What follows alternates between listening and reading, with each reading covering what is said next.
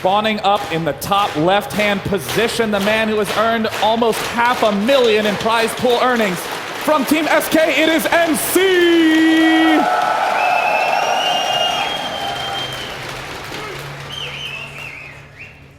And down in the bottom right-hand corner, considered by many to be the greatest Zerg player in the world, the WCS Season 1 champion, it is Soulkey!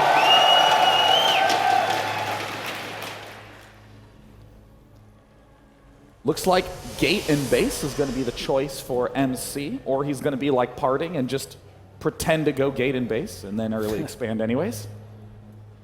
MC with the unusually early scout. Now normally we see this with a pylon at the expansion followed by a scout, but why would MC be doing this if he's going for gate first and main?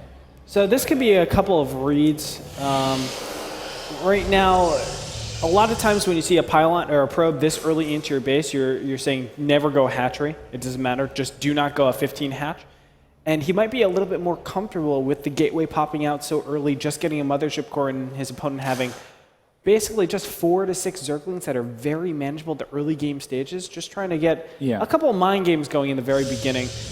He could also do a gasless expand. Just take the gas, or take the gateway, the pylon, go for a nexus, and then from there, it's a very easy way to defend against any early pressure, and at the same time, get your expansion super quick. Looks like MC is in the mood for a pylon block. This would make sense if he's going for gateway aggression, but the weird thing we're seeing out of MC is no early gas. This is almost certainly going to be exactly what you said, the no zealot expand, but this is a very, very uncommon build. I mean, what are the implications for a build like this? Do you rely on gateway timings as a follow-up? I mean, you're still getting a pretty fast Nexus. It's not quite a Nexus first, obviously, but it's only 250 minerals behind, which is like a half a minute.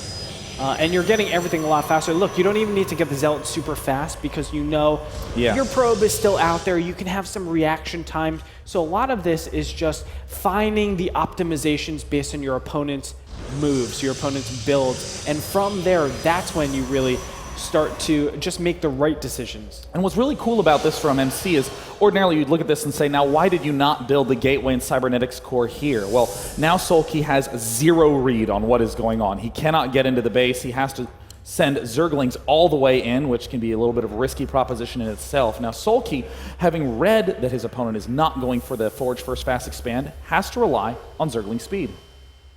That's something too, I forgot to mention. Think, if you see the probe coming out so fast, you're not so inclined to get the super fast gas, so maybe a lot of times you don't have that speed for a lot of all-ins, maybe? I'm just proposing it.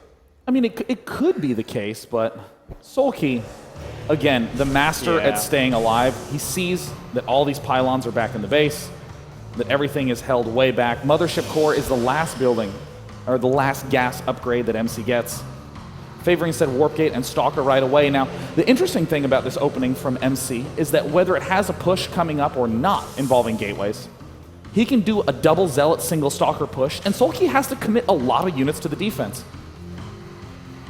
And with that, I mean, it's so hard. Think the metabolic boost isn't up for so long as well, so it's not like you can trap these. Mothership Core is out on top of that. Oh, no. So you can use that recall and go for a third base.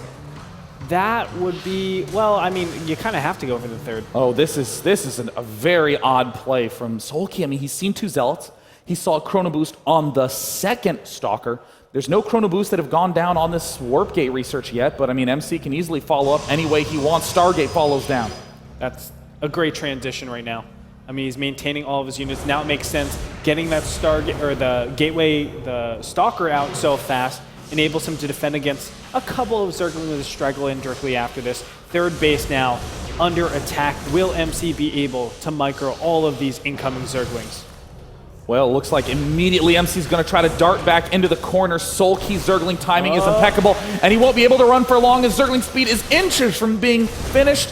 Sorry, I'm in Canada. It's centimeters from being finished.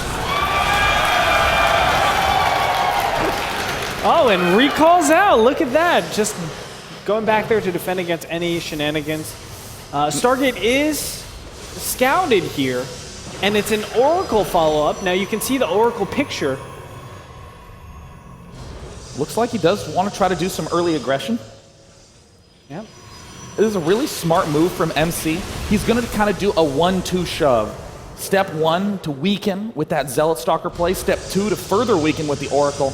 And very, very often we will have either a gateway push or a straight expansion.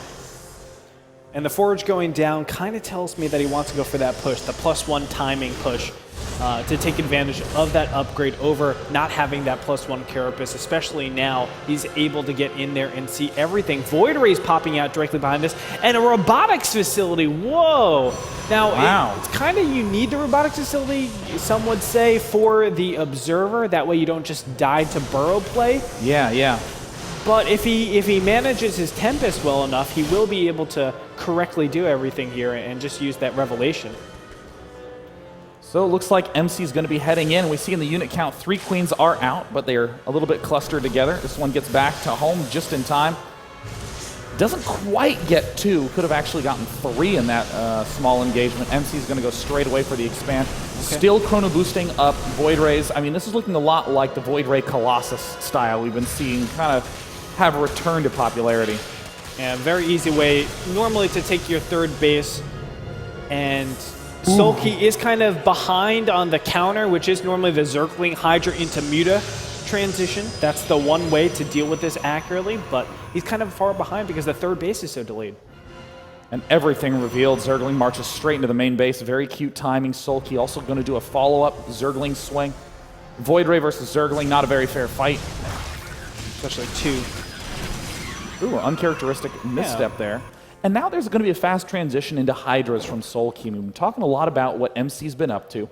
It's very clear that going for mass air is super weak against just standard Zerg, Hydra, and Fester. So of course the Colossus transition is to be expected. So when you're in Soulkey's shoes and you know you're going to be eventually up against this air Colossus force, what's your answer? It is going to be 100% just go Zergling Hydra, dissuade my opponent from attacking out onto the field, mass expand. You get up to 10 gases, and you're attacking at the same time. Or rather, you're getting your hatcheries, and then you have your muted transition. But it just feels like Soulkey is maybe a minute behind of where he should be. That's the problem. His third base being so delayed, the gases weren't put down until much later in the game. And now, how is he doing this? He's poking out with Void Ray pressure. What? Now, it looks like he's going to be doing every single type of pressure in the book. He sends the Void Rays out. He's going to try to snipe the layer with a nice recall back home. Now, many of you may have seen this in the SOS versus Soulkey Season 1 Grand Final match. It's a very easy way to pick things off. And this actually stops the Hydras from pushing out in the map. And MC will be able to push out really easily. If the Hydras stay here, that's a big problem because then it's like the Colossus just push out to wherever they want to be, and they don't have to fight for that first push on just trying to take map control. Recall from MC yet again, really utilizing that Mothership core to the max. I mean, it's so easy just to leave it passive, keep it at home, but then it's going to be sitting at 200 energy the entire time. MC making sure it is nice and active with still enough energy for the emergency plays. We're now seeing the muscular augments, that Hydra move speed. There's that Spire you were talking about. And Soulkey looks like he's using this style that Jaedong really popularized, the get to 200 possible supply and then don't make anything. Yeah. He can sit and chill and then identify what his opponent is up to, and with a superior larva count, flood. But Corruptor's now starting to get added into the mix. That makes a lot more sense, I think, in this position. I mean, going for the Muta switch doesn't make too much sense, I would say, because he's so behind. He can go into the base trade situation. I feel like because he's behind in economy, he will actually lose that base trade because of upgrades, because of a number of things. And MC, we can see in the production tab preparing that big push. He has 5 gateways in production, Blink on the way, +2 on the way, Thermal Lance is finished, and a Colossus is about to finish. This is working out to be perfect. Now, all these air units for MC should theoretically be shutting down a lot of the vision for Soulkey, but Soulkey knows that'll be his weakness. He has Zerglings positioned all around the flanks. He's making sure to join them together so it's a solid ring. MC, I don't think is going to have any surprise on his side, but wow, MC is even preparing the Templar switch, so 4th base is probably going to be going down along with this. Nice revelation at the last second. And this is what I'm talking about. MC is one of those players that goes for composition over, I think, any other protest that I've seen. He really favors just having everything, even if it's not on, it's on an economy that's not sustainable for it, he at least can get a bit slower, and from there just take better fights. He chooses to be dominating in this fight, as you said, just having the Doom Hammer swing down and just win it right there. Oh wow, nice pickup from Soulkey, just saying, oh, well, if you're going to pick off your rocks, I'll gladly take a Void Ray in exchange. But I think that this is a great point you're making. I mean, MC is doing just like a composition circus. He went for gateway pressure into Stargate, then into Colossus, and now he's pulling back into Blink, and then Charge, and then Archon. And it seems like he's going every which way, but this is really confusing for Soulkey to go up against. Oh, this is scary. Corruptor's taking a little bit of damage there, but additional gateways will go down.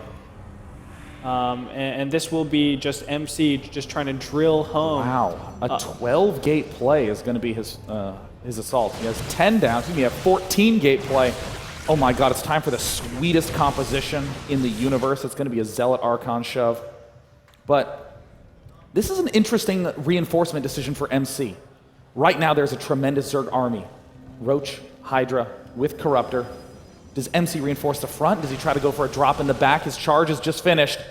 Soulkey's going to have to control this very well. He does have Vipers on the field, but what does he target in a position like this? No, it's Blinding Cloud is his choice. Colossus coming to the front, getting immediately picked off. A nice time warp, though. Is it going to be enough, though? Hydra's getting gunned down immediately underneath that Blinding Cloud, too. And now the reinforcements are all Stalkers. He doesn't have enough material on the ground to actually take out any of the tanking units. Vipers, again, going to be charging up here, but I don't even think the Corruptor count is nearly enough to deal with this many Stalkers. 18 more Roaches en route. One yoink. Down goes one Colossus. Down goes maybe two. But is it too late? The force is enormous. 14 gateways worth of pressure. No robo reinforcements. MC's using a standard gateway flood, and Soulkey doesn't seem to be able to handle the heat. And as you said, just utilizing the gateway units, the many, many small units, rather than going for the power units, the Colossus, the Immortals, the High Templars, and you can see how he's just dominating and flooding through, continuing that momentum to win the game. There's nothing that Soulkey can do from here. Every single force gets ripped apart. GG.